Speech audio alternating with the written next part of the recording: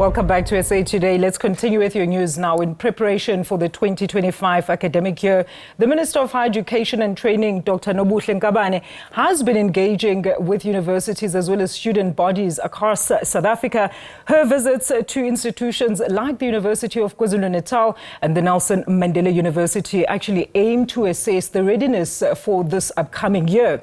Meanwhile, Deputy Minister Buti Manamela is overseeing developments at Wits University, and Deputy Minister Dr. Mimmy Gondwe is also monitoring the progress in the Western Cape. Well, let's now welcome in studio with me the Minister of Higher Education herself, Dr. Nobuhle Nkabane, alongside the head of NSFAS, Ubaba Freeman Nomvalo. Ladies and gentlemen, a very good afternoon to both of you. Thank you so much for joining us.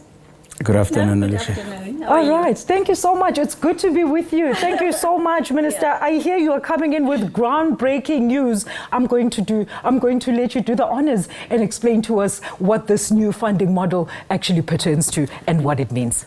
No, thank you so much. You know, as the department and as government in South Africa, we've decided to take a progressive decision that is responding to the needs of our South Africans, in particular the learners and students. Mm-hmm. When we say we want to change the size and shape of our education system in the country. But mostly we've considered the cost of living, which is very high, as well as some of the socio-economic challenges that our people are facing every day. Mm-hmm. So we've decided, working closely with the USAF, NSFAS, as well as student formations, to then adjust student allowances for this financial year to 4%. So what is going to happen, we felt we need also to take into consideration of the TVET students, because we want the sector to be attractive to South Africans to maybe explore what our TVET colleges can as well offer in terms of their wide offerings in trying to produce the skills that I need in our economy. Mm-hmm. So as much as we are saying the allowance adjustment is 4%, but when you look at the TVET sector, because we're trying to make sure that there is equity and to then address issues of social justice, the living allowance for students at TVET, we've increased them from 10,000 rands per annum to 14,600, which is a 46% increase in our TVET sector, with the universities sitting on 4%. So that is the message that we wanted to send